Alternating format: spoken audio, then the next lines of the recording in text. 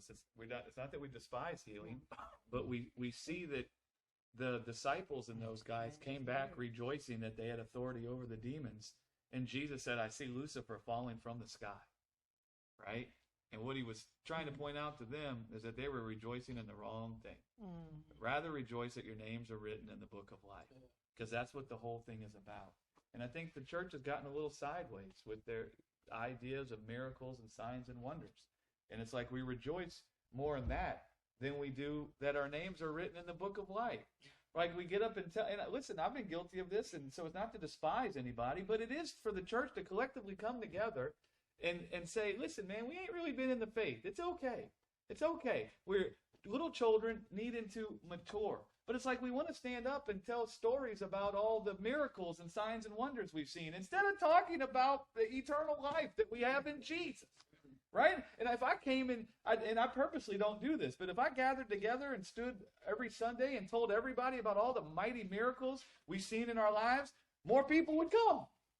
But it wouldn't have anything to do with eternal life. It'd just be telling stories. And people are like, wow. David Copperfield. Wow. And then Yeah. Right. Can you lay hands on me? Right? And we're missing the point. And then you live from miracle to miracle. Instead of being established on the word of eternal life and having an incorruptible life dwelling inside of you and persuading your heart that you have all things that pertain to life and God likeness in Jesus and not in this world, right? And then from there, if you feel a desire to lay hands on the sick, like I just preached a message about on earth as it is in heaven.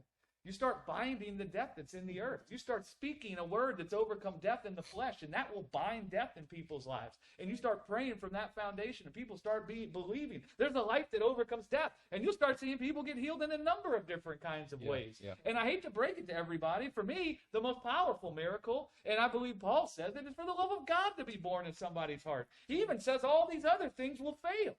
He says all these other things will fail a person. Did Jesus perform a miracle when he was on the cross? Ooh. Was it a word of wisdom or knowledge he gave that saved him? No. Ooh. No. What was it, man? The love of God didn't fail him. And so the most powerful thing that could happen is through death being bound in people's hearts, through the declaration of the resurrection of the dead, and their hearts being circumcised from fear and being filled with the love of God. That is the greatest sign and wonder, for the love of God to be born in somebody's heart.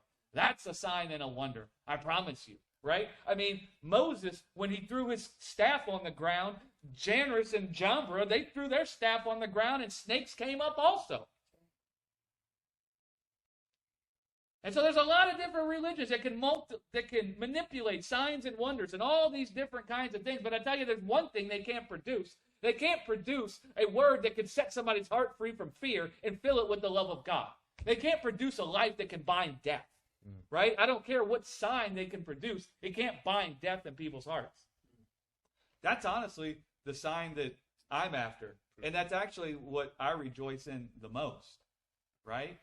And we don't despise the other miracles, but I feel like the church is in the place where, the love of God was born in their heart. Oh, okay. Well, over here, I raised a guy from the dead.